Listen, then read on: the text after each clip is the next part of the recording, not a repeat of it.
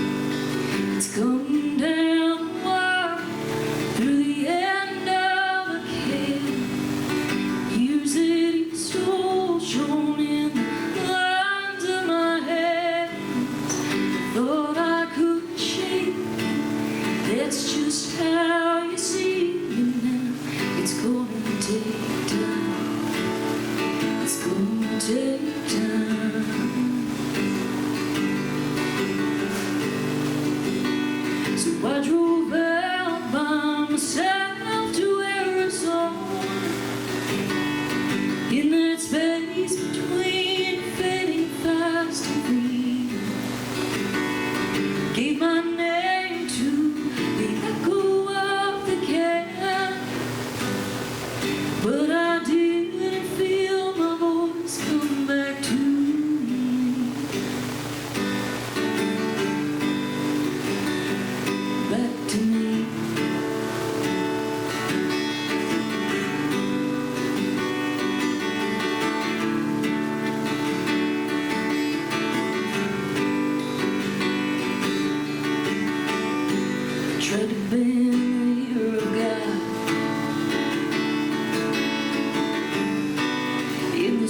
superstitions full. The coyotes sing their night hymns. I see visions in the smoke. My sister's not far. I should try to stop by. She doesn't know me well. It wouldn't feel right. Yes, that I can change, but it's gonna take time. Yeah, it's gonna take time. So in the meantime, my dusty knees knelt in the land that raised my blood. Do the angels tend to mark the desert heat? Found surrender in the echo of the canyon. When I think I felt my voice come back to me.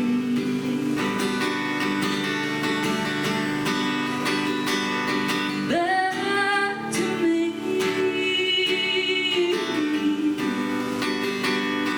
Back to me.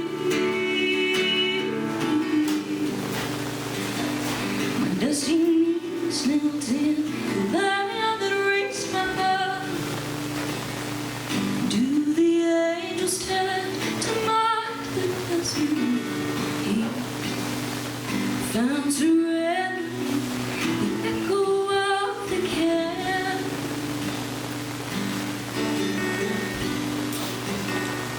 When I finally felt my voice come back to me. Yes, I finally felt my voice come back to me.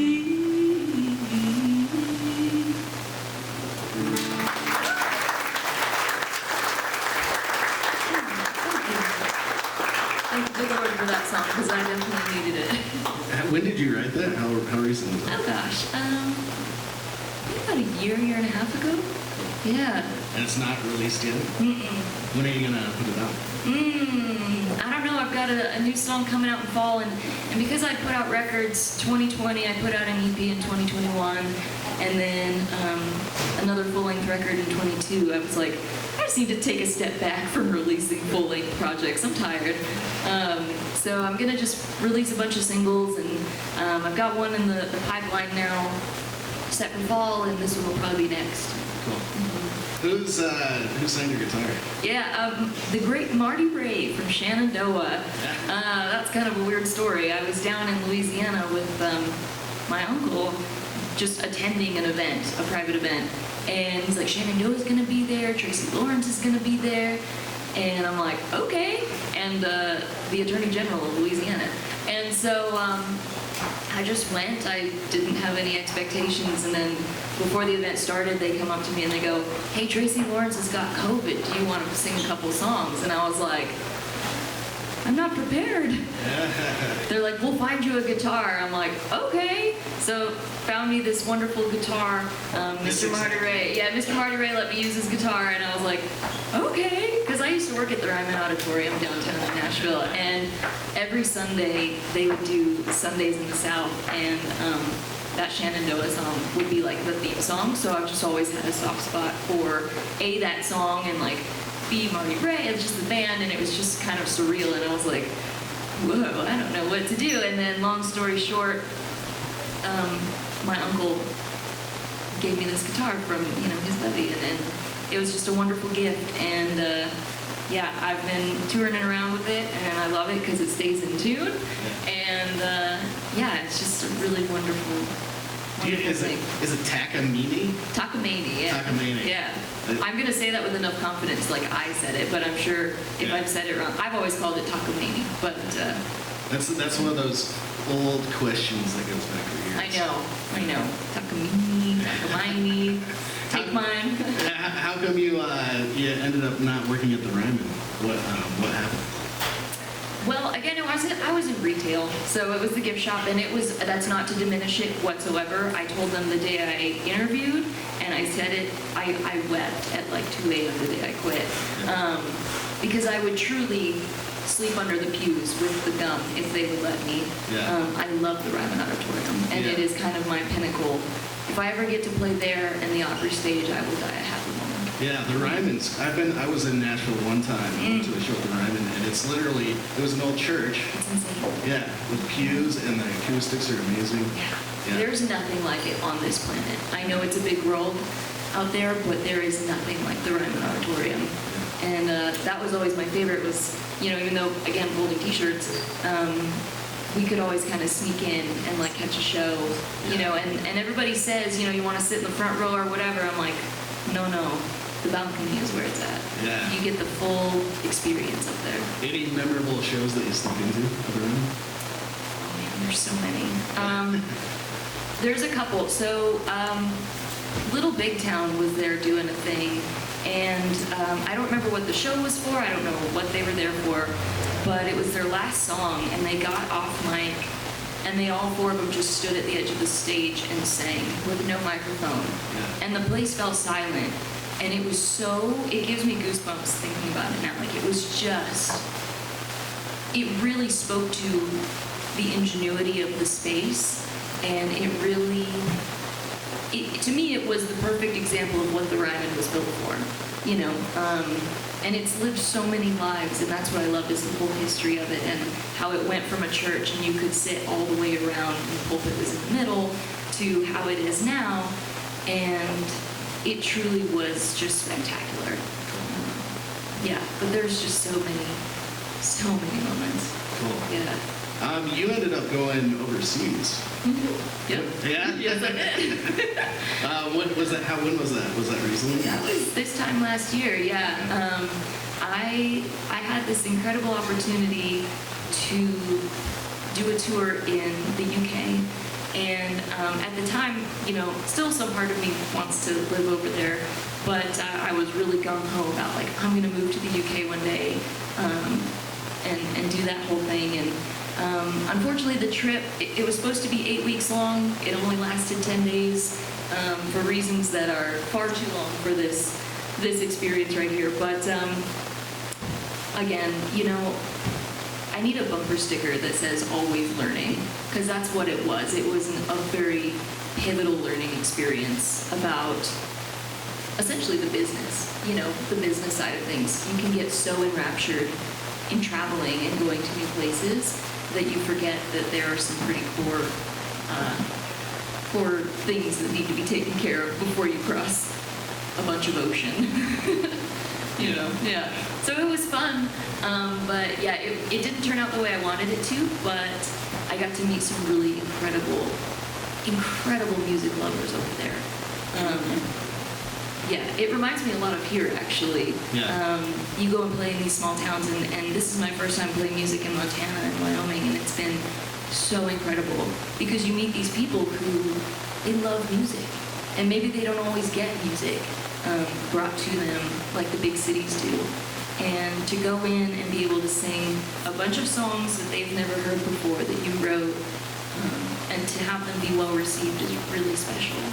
And I got that over there, and just as I get it here. Where were you playing? Which towns did you play? Ooh. Okay, I started in London and then went up north to Sheffield, Bradford, down to Portsmouth, and then that was kind of the end of that. But like I said, it was supposed to be a pretty long, we were going to go everywhere. Yeah. But it definitely lit the fire for wanting to go back, Yeah. now that I know what I know. I was also going during a time when gas was like $9 a gallon. And they do liters there too, so I don't even know conversion rates, but it was very expensive. And I just think at the heart of it, it was the hardest thing I've had to do in terms of music, but it was the most pivotal in learning and growing. Was it your idea or? Ish. Ish. I had been approached by a gentleman who, long story short, had worked with artists, and I kind of put all my eggs in that basket, and that's where the learning part came in. Yeah. So, again, kids, just don't get too wrapped up in the experience and the opportunity. Like, keep your head about you. That's all I can say. Keep your wits. I listened to The Gardener, and The Gardener is, I mean, it's about a woman from Montana. It is. I was wondering if you could give us any insights into what that song is about and how you wrote it. So it was a couple of Mother's Days ago, and I wanted to write my mom a song for Mother's Day. And I don't know, for some reason or another, the idea, I just kept thinking over and over about women who maybe don't have the opportunity to be mothers, or, maybe have lost children. And I was a little nervous because this story came, and it's not my story, and it's not the story of anyone I know, but it's a pretty raw story, and it's a hard subject to approach, and I wanted to do it with as much finesse as possible, and just respect. And even now when we play with a full band, I just say, there's a couple songs that we just have to give the utmost respect to when we play, and this is one of those stories, and it's just for that woman who maybe couldn't tend to her children, she tends to a garden instead and grows her flowers. And in that spirit, I know this is going to sound a little far-fetching, but I'm kind of like starting to become my own gardener and like just put a body of tattoos and flowers.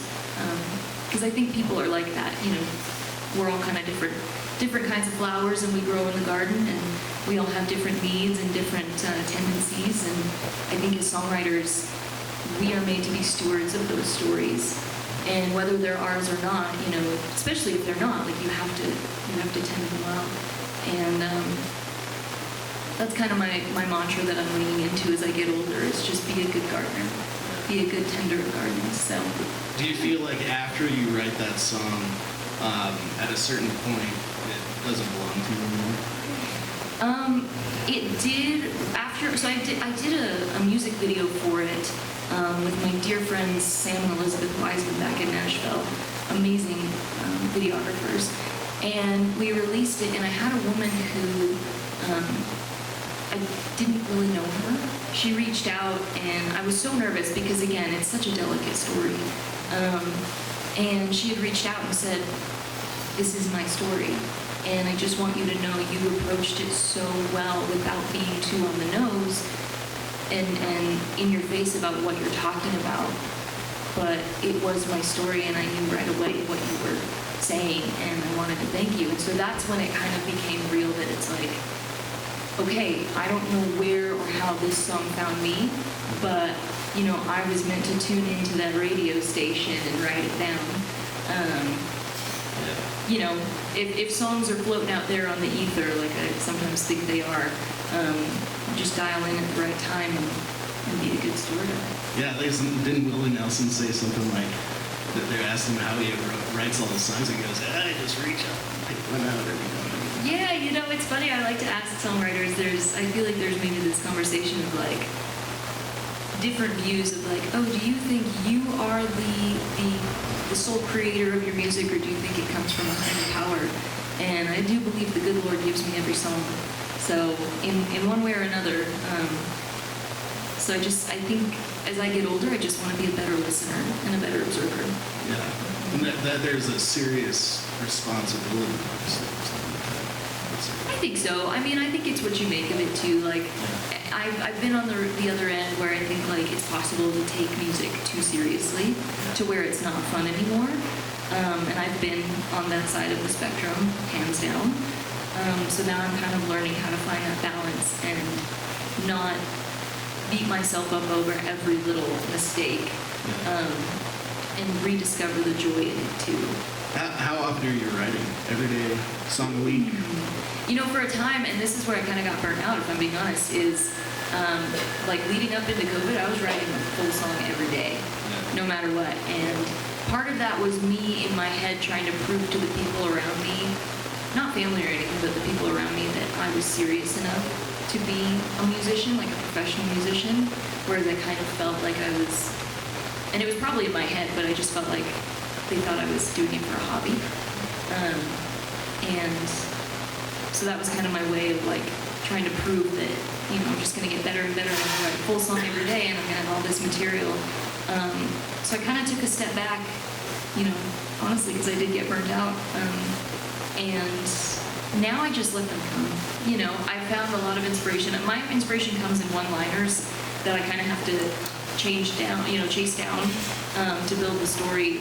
But a lot of times it comes when I'm driving, so that's a catch-22. So. Do you use your phone? Oh yeah. I have like 890 unnamed voice memos, not including the ones that are named. It's like why I can't keep any photos on my phone because there's just no storage.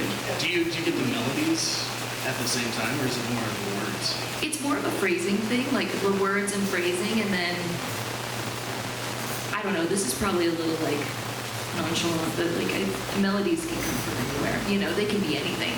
You know, I get hung up over words that can also be anything, and like to start a song. You know, if I sit down with the intention I'm going to sit down and write a song today, I get so in my head because I'm like, you could literally write about a donut, like you know, if you smith it well enough, like you could write about a donut. So. Who are you reading right now, author-wise? Oh, don't judge me. So. I know how to read, obviously. Reading makes me so sleepy. I know, I'm the worst. But the last time I was in Montana, which was in October, sometimes I run across books where like they do keep me captivated. And Braiding Sweetgrass was the book I was reading. And wow, like what just an affinity for the natural world. Yeah, so that was the last book I read, but I know, I'm sorry, poetry, I suck. I'm the worst because it makes me, I open a book and in 2 seconds, I'm like, a book is falling on my face and I'm asleep and it's embarrassing. It's embarrassing. Do you want to play us another tune? Yeah, do you want The Gardener? Is that okay? Like, do you guys handle that one? Okay. Oh, I cocked it up, now it kind of hurts.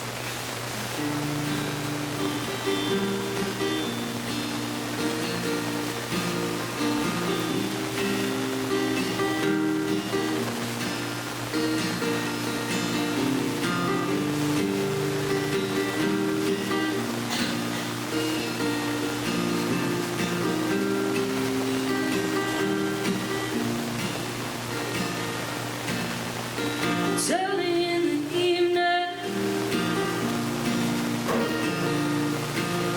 Montana in the spring.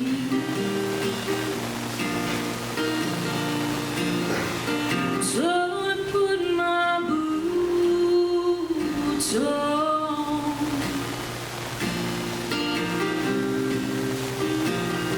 It's been a long week, and I could see the house is quiet now. It was never really one for conversation. I'm sure my neighbors think I'm crazy. Sometimes I catch myself talking to myself about here gone. Used to want a lot of selfish things. I just want to see my flowers grow. Get my